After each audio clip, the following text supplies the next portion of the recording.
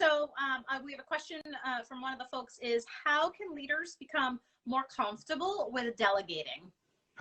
Good question. Uh, the first thing is, and I work with folks with this all the time. When we say we have trouble delegating, we got to figure out what that really means. Why Yeah. do we have trouble delegating? There's something else going on. I like to talk about triggers. All of us have triggers that make us, respond in certain ways. A lot of times those triggers around control or losing control, competency. Do people not see us competent? Do people appreciate us, not appreciate it? And we get triggered on certain things, then we react in certain ways.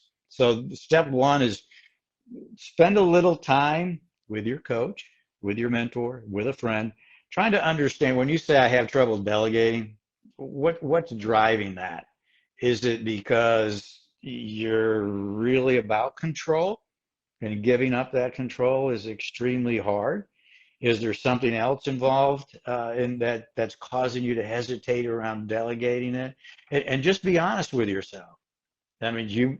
you may think, you are the brightest person in the world and no one else could possibly come up with a solution close to yours. So therefore, delegating it to them makes no sense to you. Well, you probably need to play that song back and understand what's driving that to understand why you're struggling. So I don't know if there's one magic answer as to, why we don't delegate or how I could delegate more.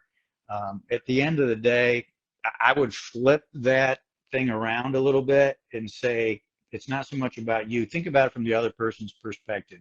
As a leader, especially as a servant leader, that person, we're serving them. Okay. How are we serving them by not delegating to them? Are we helping them grow? Are we helping them develop? Are we doing anything good for them? So I would look at it more from the kind of the other way around, switch the lens around a little bit and say, if I'm going to be a good servant leader, let's make this less about me and my ability or inability or my hangups around delegating, but what will the benefit be to the people that I lead if I'm able to actually delegate? And I mean completely delegate, not, here's Mhm. two options. Which one do you want to follow? Here's Yeah. the problem. I trust you. I think you have all the skills in the world to be able to do this. You come back to me and tell me how you want to handle it. Because they're going to develop, they're going to grow, they're going to be great leaders later on because of that example.